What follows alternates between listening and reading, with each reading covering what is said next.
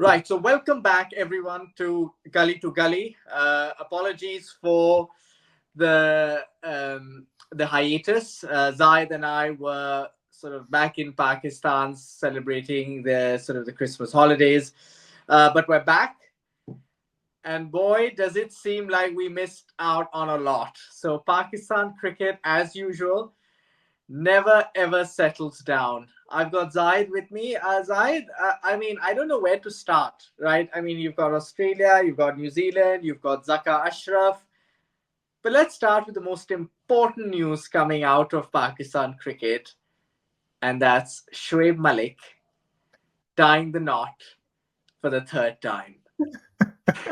Of course, the most relevant and important news in Pakistan cricket, of all the controversies and of all the bizarre bits of news that you could think of, here's one more. But I guess this one is a bit more personal in nature, so the less said about it, the Yeah, better. we won't talk much about it, but I'll tell you something. Zaka Ashraf is probably most pleased about this because everyone has completely forgotten that he's resigned. No one's talking about it. I actually did a Twitter count earlier today, and Shoaib Malik's mentions on Twitter like almost double, more than double, way more than double Zaka Ashraf. So Zaka Ashraf is like a nobody now, which is kind of probably what he wanted because he knew that he was although, going to be absolutely banished. although he did make an effort to try and get recognized because they put out this ridiculous statement on the Yes, PCB yes, website or the Twitter handle about yes. Zaka Ashraf's achievements or Pakistan cricket's achievements under Zaka Ashraf, which were ridiculous and some of them were pretty much borderline false in any way, in any case. No mention of any of the World Cup performances or Asia Cup Obviously, performances. Of course, just a random hosting of the Asia Cup, which was also party hosted, and and some not other even his random doing. things. But my favorite one was I love how the away Test series win against Sri Lanka. The two Test matches, the only two Test matches we won against Sri Lanka, made it to the honors board. I mean, that just goes to show what a year, and the fact that we were number one. I love how they said regained top spot in the rankings. I'm not. When did we last have top spot in the rankings? Wasn't it the first time? probably, probably like late 90s or something. No, In yeah, ODIs, in ODIs, definitely, ODIs, yeah. yeah, but I don't think they had ranked them. Never. But yes, maybe you're right. But yeah. Um, Look, so let's perhaps start with the most recent in terms of performance, right? yeah. Pakistan, New Zealand. Obviously, everyone's asking, a mere 18 months ago, a not too dissimilar team won a tri series in New Zealand, right? In a tournament that even featured Bangladesh. We were, I mean, and this team suddenly seems a shadow of its former self. What happened? 4-1, it could have easily been 5-0. What happened? Honestly, I don't know. It's just since that, and I go back to this again, that Asia Cup washout against India. Since that day, Pakistan cricket has just gone downhill. I can't remember a single good moment in Pakistan cricket, and even the good ones have been like rain affected or whatever. But honestly, like from Shaheen Afridi's pace to a non-existent middle order, which was actually always an issue with our Pakistan's T20 batting, to Babar Azam getting some runs but still not being that fluent at times. The forceful, I guess, breakup of the opening partnership, probably the wrong way around. Everything in Pakistan is just wrong, and okay, they have all this. They've tried to get the youngsters in, but they're just not good Yeah. enough, and they've been exposed. And yeah, it's only a matter of time. We were mentioning Shia Malik, and maybe it's time to bring him back in the team as well. The Very best cunningly, non-retirement and ever. Malik has not retired. And now we know why. He knows something that we don't know. I mean, that's probably the best non-retirement of all time, maybe. But anyways, look, I think you caught on a couple of things, but one thing's for certain: I would never wish a 2-day, 1-day international upon anybody if this is what it does to a team's fortunes. It's almost as if God is punishing us that, it's called a 1-day and you did it over 2 days and the favoritism to India and Pakistan, I don't know what it was. But, anyways, look, I think the first thing is, I think what people tend to forget, because we somehow reached the final of the World T20 World Cup in 2022, is if you actually go back, we were not convincing in that World Cup. So when No. people go back, oh, we were so dominant in T20 cricket, actually, the last time we were this dominant was in 2021 in the UAE T20 World Yeah. Cup. That's where we were truly dominant. We lost in the semis. We all know how. But 2022, we got lucky. Everyone needs to Yeah. remember this. Netherlands beat South Africa, and yes, we somehow pulled a very convincing performance and saved our best performance for the semi-final, right? Yeah. But even after Netherlands beat South Africa, do you remember the Bangladesh-Pakistan Yeah. game? It wasn't that convincing. Even the Yeah. Netherlands-Pakistan game wasn't super convincing. The batting was still Yeah. erratic. Same for South Africa, we Zimbabwe. were Like, 40 for 4, 40 for 4 against South Africa. oh, sorry before, and we needed Iftikhar and Shadab blinder to get us out. So batting has been a problem, right? Yeah. So that's why, when people say, oh, this has been the result of the breakup of Babar and Rizwan, let's just Mhm. pause. The issue has never been Babar and Rizwan. You could break them up, and I can understand why, or you can keep them together. Ultimately, you're masking the main issue. And the main issue is you just don't have any middle order batters, right? In fact, and you know, our PSL heroes come in and play like schoolboys. I'm sure Hasibullah will do better the next time he's given a chance. But like people like Azam Khan and all, like he's averaging Abzada three Farhan. I mean, Lennon is batting in his fielding. How many catches has he dropped? He's played three games. He's dropped sitters, absolute sitters. And to think Azam Khan, who is absolutely being hidden in the field by making him keep, he's not even your best keeper. He's probably not in your top three best keepers. You probably have Yeah. Rizwan, Haris, maybe Safra, and then Azam. But because he can't play anywhere else, field anywhere else, you make him keeper. So he should be a brilliant batter that you can't afford to drop him, such that you're sacrificing your wicket Yeah. keeper. But he's But he's not. not. He's averaging three. You know, like anyways, it's just look, let's face it. Talent, we have a dearth of talent. And honestly, we've had a dearth of batting talent since Yunus and Misbah retired in Test cricket. One day is even before that. Yeah. I mean, T20s Pakistan has never had the flair, the batting talent ever, right? I mean, it's always been, even if Pakistan cricket was successful in T20 era, it's always scoring 140, 150 and defending that with the likes of Depending. Yeah. Ajmal and Omar Gul. Yeah. So it was never 200, beats 200, never chasing down the big targets. It was never an England or an India type approach or a New Zealand type approach as it is now. I think that's the worrying part for me, actually, is how good New Zealand were. I mean, the pattern in the first three games was just the same. Bat first gets, 220, 230, and then Pakistan fell short by 20, 30, 40 runs. And it was so embarrassing that, New Zealand, without Williamson for half the series and still so convincing. Someone like Finn Allen, the way he took the charge. I mean, we're talking about Babar and Rizwan. I mean, they could never in a million years could they play an innings of 130 of 60 balls. Well, No, Rizwan did play no bat through an way. innings, we scored in No a way. 93 And in a look, game for Pakistan. That fine. Pakistan lost. The game that really annoyed me was the fourth one when he scored 158 for five. I mean, what kind of a score is 158 for five in a terrible. T20? Terrible. I mean, terrible. Well, there are two innings that I'm really annoyed with from a batting perspective. The fourth and the first.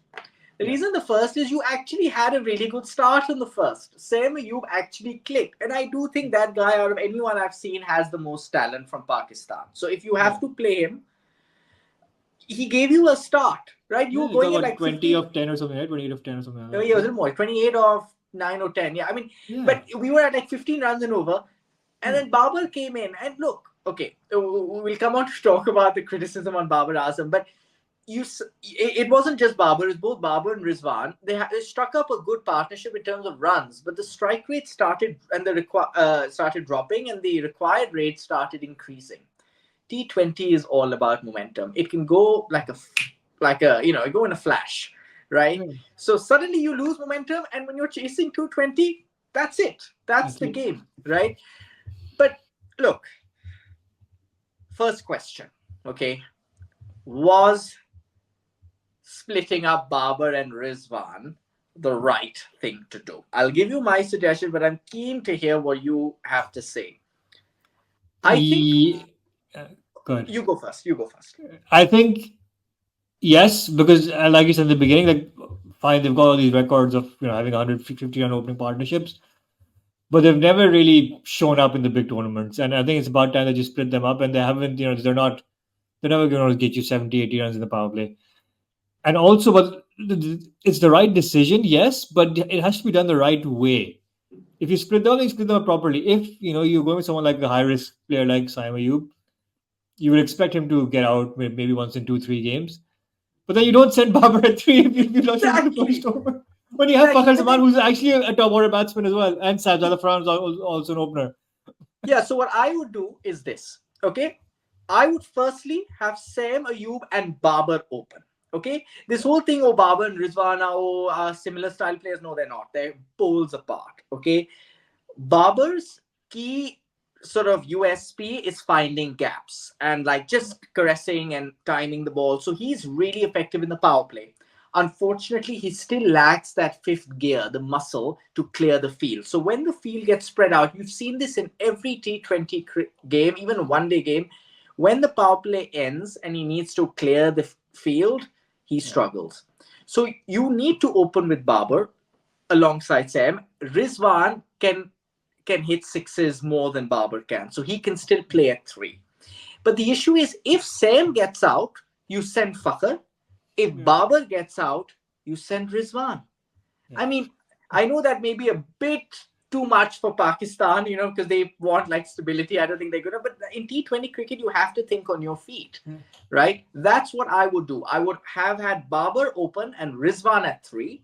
So Babar can find the gaps in the power play, get going, and Rizwan can still clear if he comes in after the power play. He can still hit the big sixes because he has that game. And then you choose who you send depending on who gets out. Now that's one. Second thing is, look, the question of Babar and Rizwan is strike rate. Okay, yes, you mentioned Major Tom. Like 2021 is the exception. We need to make it's like 3 years ago now. I know we still watch highlights of No, the there was only India. one match in that tournament as well, right? There was only one match in that tournament that did both perform Yeah, but as in a pair. fairness, I think they also did well in the semi-final, which we lost. And yeah, fair enough, fair enough. We lost the semi, right? We didn't have enough on the board. So yes, you could say its strike rate is the issue, right? They've always had this issue with strike rate. There's too much later down, and everyone blamed them because that's why there used to be a collapse in the middle order. I actually think the reason you need to split them is because your other good batters that you have are all top order slash openers. Like if you call Sam, you probably you can bring in Fakhar Zaman, etc. The issue is you don't have middle order players. Yeah. Like I think Azam Khan's done. Okay, I think Haris was really unlucky to have missed out here. Still, like he's still extremely inconsistent. Let's be honest, Yeah. but I guess these guys are consistently bad, as you were saying. So maybe some Yeah. inconsistency wouldn't be a bad thing. But I thought Haris should have been given a go instead of Azam. But let's talk about and Ifti. Ifti has faced a sudden loss of form, right? I think he was a bit overhyped with Ifti Mania, if I'm honest. I mean, I was a big fan of him, but he suddenly like he can't play spin, which has always been known. Now everyone Yeah. has found him out. But the alarming bit was he was getting out of pace. It was almost as if he was a bit late to the Yeah. ball, whether it's his age catching in on him. I don't know, Yeah. but he's a bit slow with reflex. I don't know. So you have middle order dearth. That's the problem. I know. And then, I mean, for what it's worth, I mean, his like ridiculous tweet after this, he got a man of the match award in a dead game against New Zealand with the I ball, know. not even with the bat. He's And the sending ball, out and, this and you like see how he tweet. got the wickets. I mean, like they were trying to hit. He got one tail ender, Sodhi, and then he Yeah. got two. One was a cotton ball. All that. Like if it were me, my man of the match, I know you have to give it to a bowler when you defend 1-3-4. But if there's no one standout bowler, you give it to Fakhar Zaman. Yeah, He exactly. is the He's the one. difference.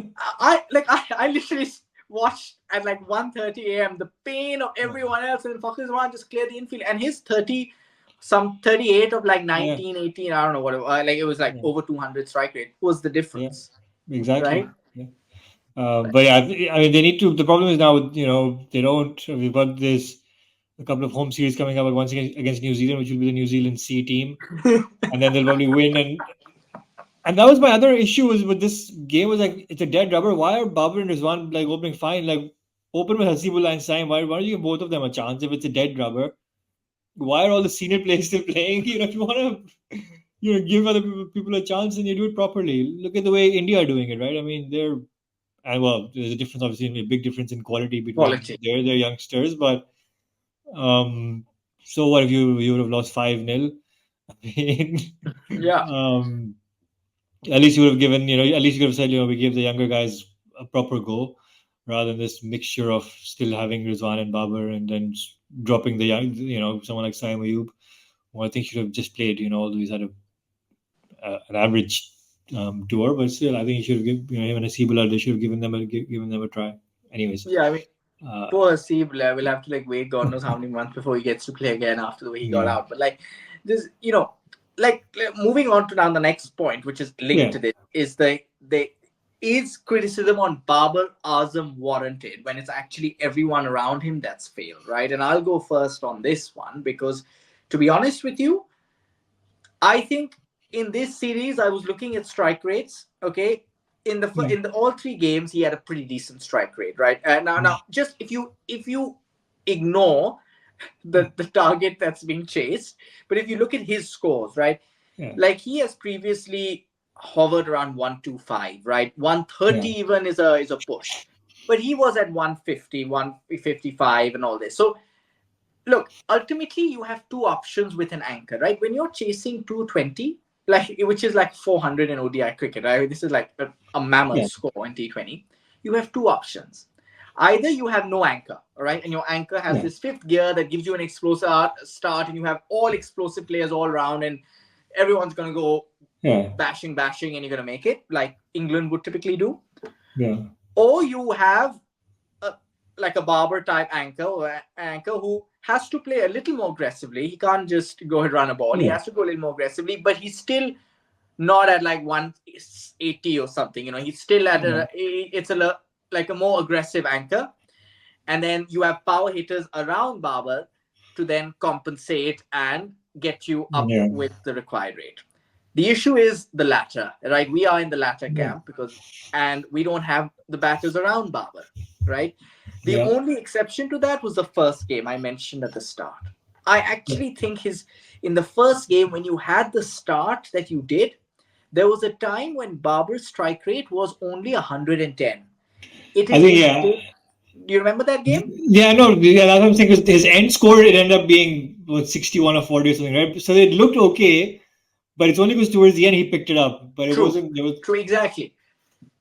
yeah, but there was a long period of time his strike was like 110, 120 or something, and then it was only towards the end where it got to 140, And when the which game again was wasn't lost, enough. Yeah, right? And the game was lost already. I remember he was with Amir Jamal or yeah. someone, and then Patani, I mean, we were way behind the asking rate. So, hitting Yeah. two sixes, two fours wasn't going to I change mean, things. But again, you're relying on Babar Azam to win you again, and that was okay. Fine, he got the runs on paper. It was a good 350s in a row. In fact, there's a record, I think, like 6 or 7 50s in a row at number three from 3 years ago. Um, but still, if you look at it on paper, right, this was his chance to win you a game, and then gonna bat through and have his rather poor man's Virat Kohli moment, but he never will. no way. I'm sorry, he won't do it. Like, the thing is, man, like, for me, now he's got six, he's made a record at number three. So he's probably sealed it, Yeah, unfortunately. But even though that's because he's practically opened in like most of these games, yeah, if not all. Like, so whatever, like classic Pakistan. yeah, Look, ultimately, Pakistan has two choices, okay, on the batting. Before we move on to actually the main alarming factor, which is yeah, the bowling. But I think Pakistan now has two types of combinations it has to choose from. The one we talked about, where you break them up and you have this new guy, Siam, at the top, who I'm impressed by. Or you go with the old Babar and Fakhr combination, right? Let's not forget, Fakhr Zaman's in like the form of his life, yeah, right? You and he's at number four. So Babar and Fakhr open, Rizwan at three, and then maybe you have to settle for the fact that you're yeah, not going to get a really good middle order player, so you have to bring in a Shan Masood or a Shoaib Malik, and I mean this very seriously, Zaid, because okay, maybe Malik's out of it, but Shan Masood, to his credit, plays pretty yeah, intelligently, and he's developed yeah, a fifth gear that he did quite well with in the T20 World Cup. I don't Yeah, know what you have to true. say about that. I think yes, that's an option, but it's again he does have a fifth gear, but his fifth gear is also 150 probably max strike rate. He's not a 200 strike rate. But I think and No you way. need number four and below. You need that. You need a Yeah. Sky. You need a Butler. If I'm not that level, but at least that Yeah. Maxwell. That type of player. Maybe not that skill level, but kind of that profile. And Pakistan don't have they've tried with Harris. Maybe Harris is the solution. Maybe But Sam no, I Liu still with think Haris should be in so the team, yeah. right? I think Haris is five.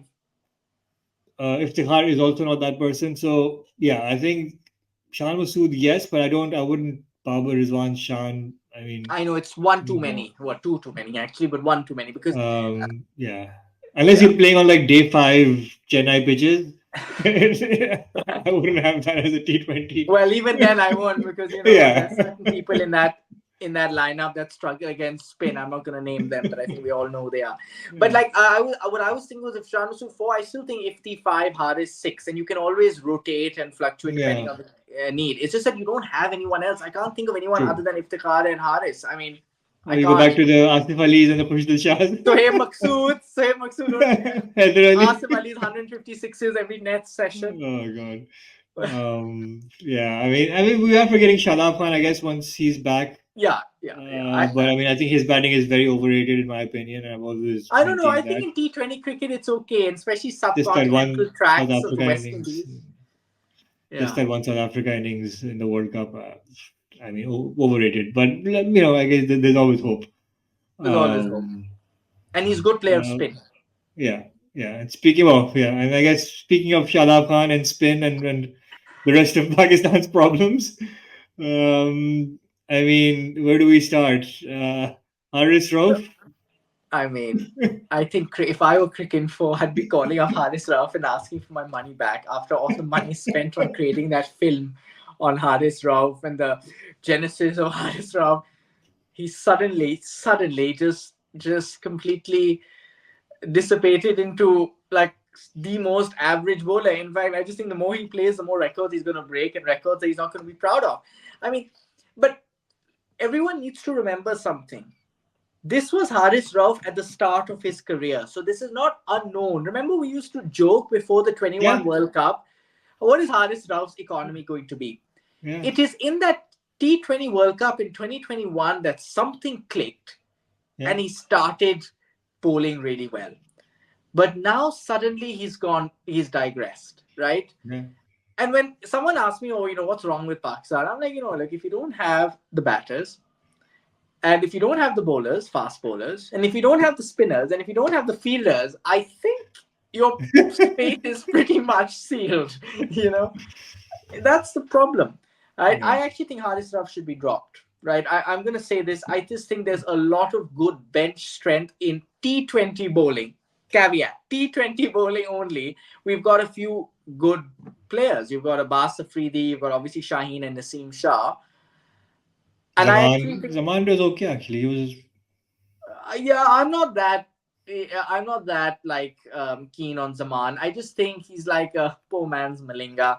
I yeah, think someone like Butler, Rohit Sharma will absolutely take him to the cleaners. He doesn't have the height. He doesn't have anything yeah. different.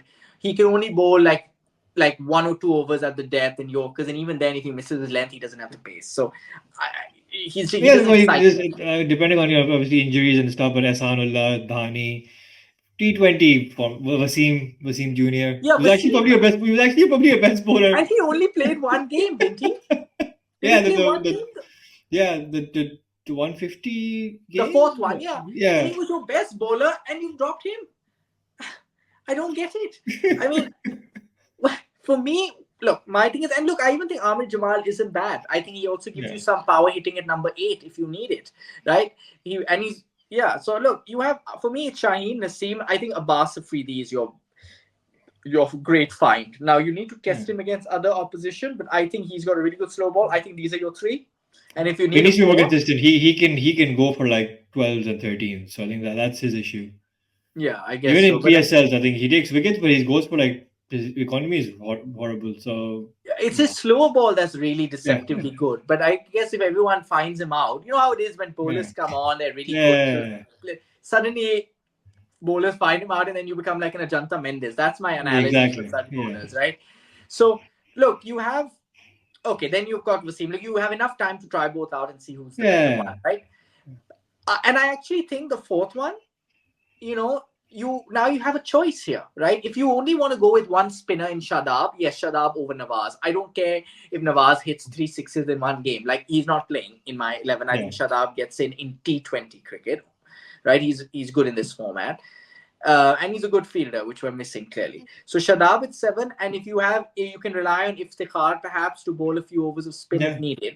In that case, you can go with a battery of 4 fast bowlers. You have Yeah. Shaheen, Naseem, and I would personally go with Abbas and Wasim, Yeah. or Ahmed Jamal if you want to Amar strengthen Jamal. the batting.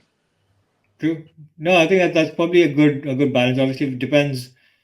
If you got a spinning slow track, then yeah, you can probably go with Nawaz for one of maybe for Amar Jamal. But well, that's all you have around now, right? They haven't tried any other Osama Mir, maybe, but No, no, not some. um, I think the question is Abrar Ahmed, but I think now he has some disciplinary yeah, issues with exactly. So yeah, he hasn't played, right? So you can't really. What can you do with him? I mean, it's the problem is also this. Just even someone like Shaheen, right? Fine, he had one good spell, but apart from that, he got absolutely tonked. So Tom. Yeah, I mean, look, he's a good bowler. I'd but like to think that before it got trendy, Gully to Gully called it and said Shaheen Afridi is a tad overrated, and we got a bit of like, oh, that was a bold statement. He's clutch, and I'm like, well, here we go. Look, I still really like Shaheen. I still hope if he gets his pace back up, like the T20 World Cup 21 that we'd all talk about, right? He yeah, was at 149, 150. Okay. yeah, Now, maybe the speed gun was wrong then, or Shaheen thinks it's wrong in Australia. I don't know where it's wrong, but I think he needs to pick up the yeah. pace, right? But in any case, so who are the four you were saying? Sorry, would you say Amir, Shaheen, So Naseem, and I mean, Naseem, I don't know like what his fitness situation is, right? So if you're looking at it today, what do you? I mean, I would have if everyone's fit, I would have Shaheen, I would have Naseem, obviously. I think Ahsanullah, once he's fit, is a. I think he's a good shout. And then I would have Wasim Jr. That probably weakens your batting a little bit. But I think in terms of you need to go with your best batting or bowling options, I think it has to be those four. who was the fourth one? Wasim or Abbas? Wasim. I'll go Yeah. with Wasim over Abbas. Amir Jamal, yes, but I don't know. For T20s, Yeah, he doesn't have enough he can variation. You're go. right. He can You're right. go for runs. He can Yeah, go for because he doesn't have runs. variation. He Yeah, doesn't have much he variation. can probably be your fourth, fifth, sixth bowling option. That's fine. Maybe bowl one or two overs in case if you need it, but not as part of the three. Yeah, I completely agree. He Um, does. He doesn't have the variation. He just bowls back of a length. He's good in Test cricket, but maybe not in T20. but Fair yeah, I enough. mean, So I would move on from Haris Rove. I think unless he does some. I mean, he'll have a good PSL maybe, and then he'll be back into it. who? Haris Rove. Well, in that case, then I think Haris, unfortunately, the way Pakistan thinks, Haris will then slot in, right? Yeah, They'll it will. find a way Yeah, to get him in. I don't know. yeah. And then they'll The issue beat the is, New Zealand B team. They'll beat New Zealand C yeah, team in April, exactly. and then See, the way that Pakistan are thinking about it, which is not probably wrong, is you need a express pace bowler, right? yeah, Which is what we're missing. So I think it's always going to be Haris or Sanullah, right? yeah, These two will be fighting for the place, right? yeah, So it'll be either as Sanullah or Haris. You need one yeah, express pace bowler. So I agree with that. It's just that Sanullah hasn't played in a long time, in which yeah, case then I think it becomes Haris or Wasim for a semi-express pace. yeah. But yeah. Oh, I mean, you have Naseem Shah in fairness to be express. Yeah, but He I is don't, fast. his fitness also. I'm not sure how long. Apparently, the rumors he might not play the PSL. And if he doesn't play the PSL, then would you? I don't know. We can't just straight away start him into a World Cup. Well, I mean, we did it with Shaheen Afridi, and we know what happened. Yeah, how did that turn out? Yeah. But I think they will Um, do it because Naseem Shah's yeah, clearly now everyone has realized our best bowler, right? yeah. So he will probably come in, and then you have a choice of the legs too between And this Haris, is this that's Abbas, and Pakistan Naseem. cricket, right? To become the best player in the team, you have to be out of the team. Exactly that. Exactly that. Dalko Haris will be injured tomorrow, and then he'll suddenly be missed, and The reason of all our problems is because they're missing. The reason our batting isn't good is because we don't have Naseem Shah at number 10. Naseem Shah, Naseem Shah, Naseem Shah, Naseem Shah. But like that's how it is, right? Yeah. But anyways, look, we've decided. That's what we think, right? It's between Haris, Abbas, Wasim. We've got good bowlers. The issue that Pakistan faces is that the think tank isn't strong enough. I think we clearly don't learn from our mistakes. If Yeah. you have three matches that follow the exact same blueprint, that means you're not learning. Haris Rauf can get as many wickets as he wants in overs 18 and 19 or 20 or whatever. Yeah. But the game is already lost then. You already Yeah. like ranked up like 200, 210 runs. Yeah.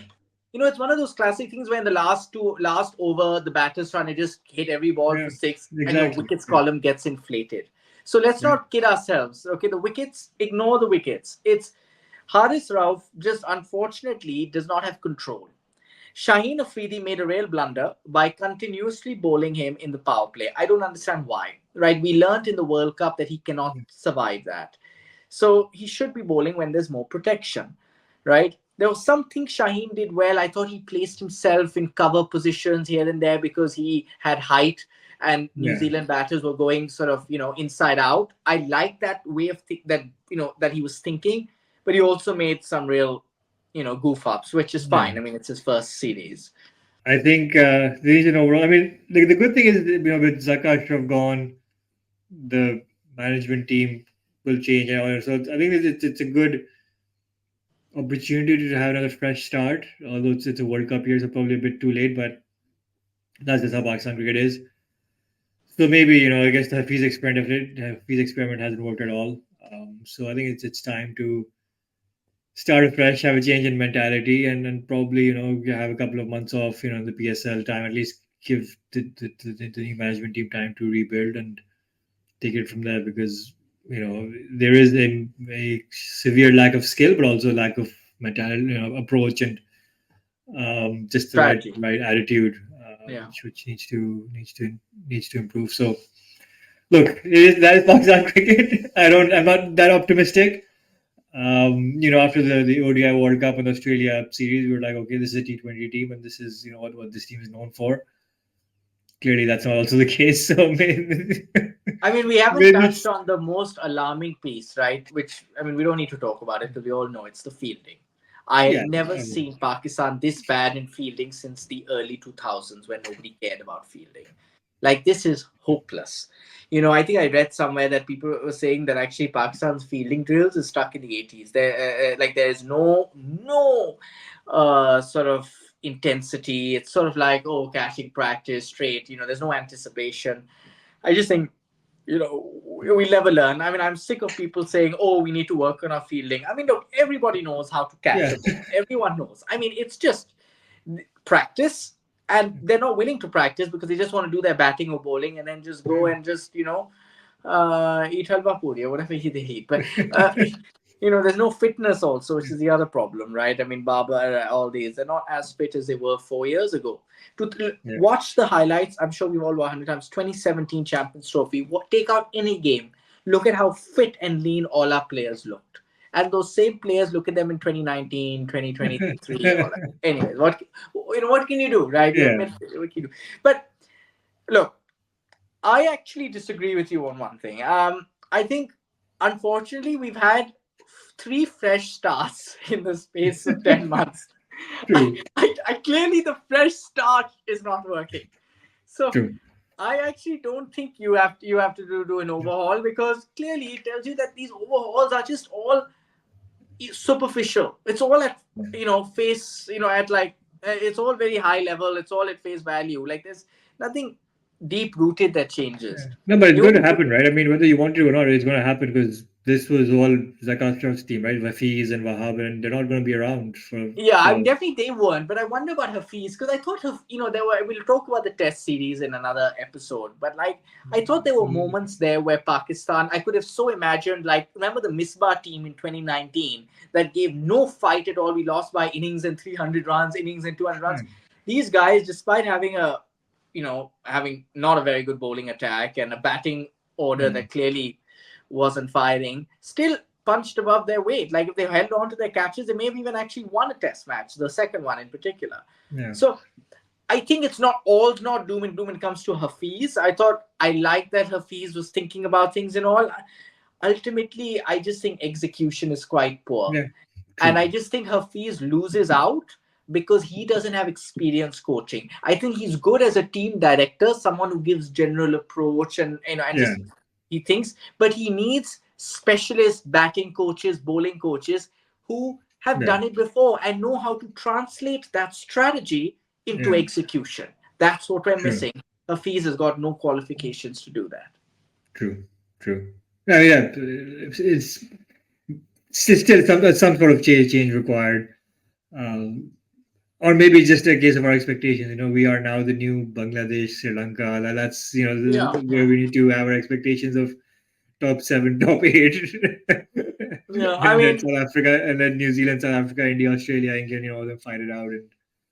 I mean, yeah. If you ask me right now, That's when just, Pakistan make the semis, we're not making the semis. I can tell you now. If it stays like this, we aren't. Now, I miss Ramiz Raja. That's who I miss because yeah. somehow it worked under him. But, anyways, Anyways, we can hope, huh? We've been here before. We'll probably, no doubt, be here yeah, again. Look, I I don't want this episode to sound like doom and gloom, but look, Pakistan cricket will always be entertaining. We'll always enjoy this level of entertainment, right? They'll always surprise you, and let's hope the next surprise will be something a little more positive. fingers crossed.